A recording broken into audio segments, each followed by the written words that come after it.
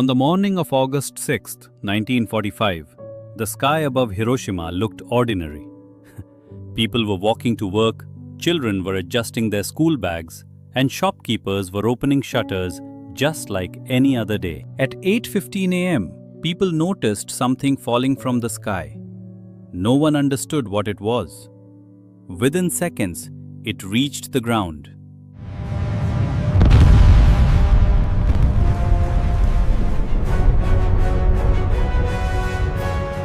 Then came a burst of light so bright that it felt as if the sun had dropped onto the earth. A blast followed that swallowed sound itself. Heat spread through the air with such intensity that everything nearby ignited. Homes, trees, bicycles left against walls, paper in children's hands, nothing was spared. Smoke rose in thick black waves, and a ball of fire seemed to stand where the city had been.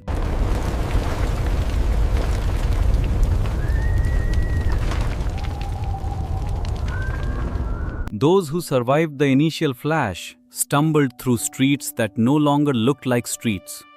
Shadows were burned into walls. People called out for family members who would never answer. It was a morning that placed thousands into eternal silence, and those who remained alive carried wounds that would never fully heal.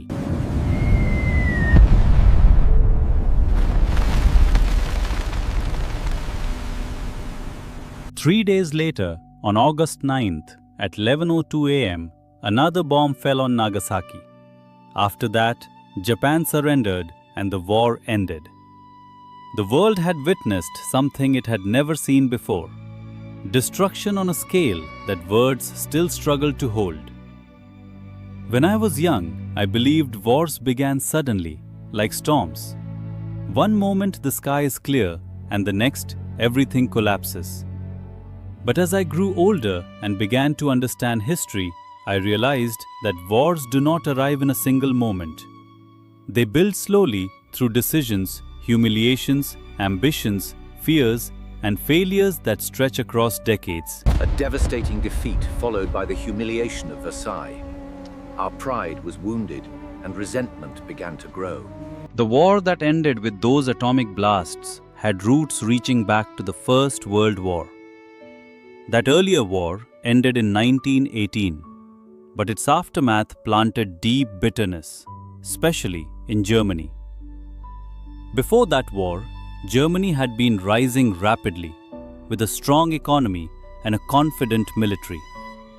Its defeat shattered that confidence. The victorious nations imposed strict conditions, and the harshest burden fell on Germany. In 1919, the Treaty of Versailles forced Germany to accept responsibility for the war and to pay enormous reparations.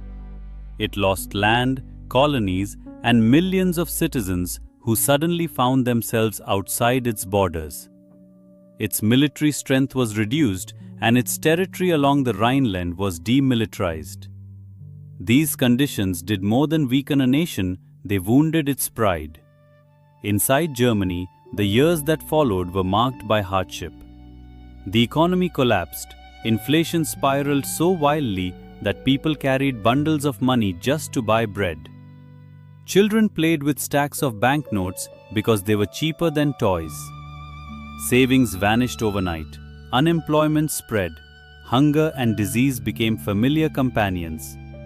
Das ist ein Skandal! Wir müssen handeln! Gentlemen, please. We must proceed calmly. The new government, known as the Weimar Republic, struggled to maintain stability. Many citizens blamed it for accepting the treaty and for their suffering. A deep anger settled into daily life, mixed with humiliation and uncertainty about the future. At the same time, the League of Nations had been created to maintain peace and prevent future wars. Its purpose was noble: resolve disputes through dialogue rather than violence. But it lacked the authority and unity needed to enforce its decisions. Some major nations never joined, others withdrew. Without a military force or universal support, it could not stop aggression when it began to rise again.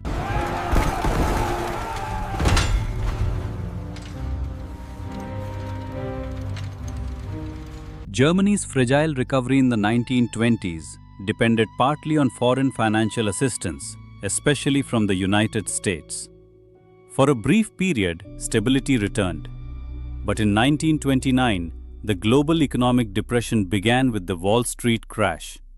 Factories closed, trade collapsed, and financial aid stopped.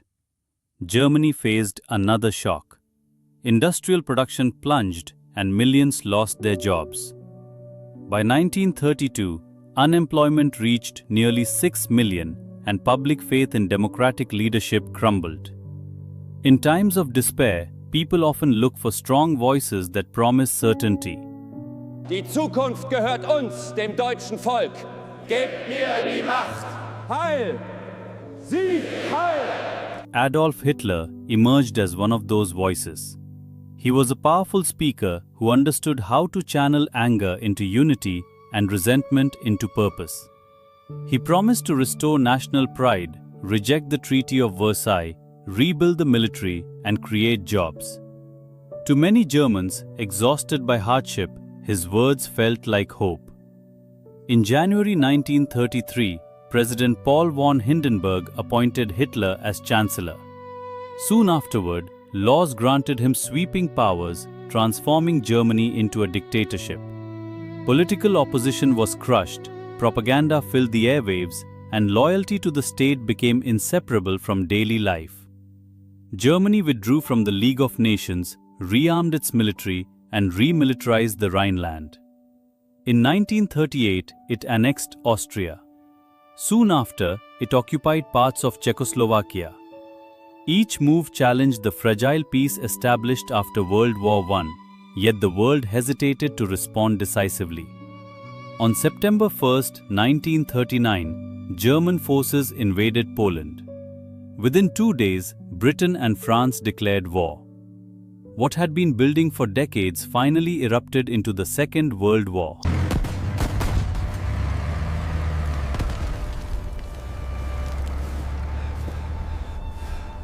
The conflict spread rapidly across continents. Germany conquered Denmark and Norway, and France fell in 1940. Britain resisted under relentless aerial bombardment. In 1941, Germany invaded the Soviet Union, achieving early victories before facing fierce resistance and brutal winter conditions that halted its advance. That same year, on December 7th, Japan attacked Pearl Harbor, bringing the United States into the war. The conflict became truly global, involving vast resources, industries, scientific innovation, and civilian populations. Factories produced weapons around the clock. Cities became targets. Civilians were no longer distant from battle, they were part of it. This was called total war because entire societies were mobilized. Homes, hospitals, and public spaces were bombed to break morale and disrupt support systems. Economies were redirected toward war production. Scientific research focused on new technologies of destruction. Ordinary people became participants simply by living within nations at war. By 1945, Allied forces advanced into Germany from multiple directions. Hitler died on April 30th and Germany surrendered in May. Yet, the war continued in the Pacific. Only after the atomic bombings of Hiroshima and Nagasaki did Japan surrender in September 1945, bringing the conflict to an end. The cost was beyond comprehension. Between 60 and 80 million people lost their lives. Cities were reduced to rubble. Families disappeared in a single day. Economies collapsed. Nations were redrawn. Germany was divided into East and West. Colonial empires weakened and independence movements gained strength. The United Nations was established in hopes of preventing future global conflict. Meanwhile, the United States and the Soviet Union emerged as rival superpowers, ushering in the long tension of the Cold War. When I think back to that morning in Hiroshima, I do not see only destruction. I see the long chain of human decisions that led there. Wars do not begin with bombs. They begin with humiliation left to fester, with economic despair ignored, with institutions too weak to enforce peace, with leaders who turn pain into hatred, and with ordinary people who are persuaded that conflict will restore dignity. History often feels distant, like something preserved in textbooks and memorials. But history is made from human choices, repeated and amplified over time. The people walking to work that morning did not know they were standing at the end of a path built over decades. Now, in the quiet years of my life, I often sit by the window at sunrise. The light spreads slowly across the street, touching rooftops and trees. It looks gentle, peaceful, ordinary. And I think about how fragile ordinary mornings really are. If there is one thing I have learned, it is this: peace does not survive on hope alone. It survives through humility, memory, and the courage to resist the forces that turn suffering into revenge. You and I live in a different time, but the choices that shape tomorrow are being made today.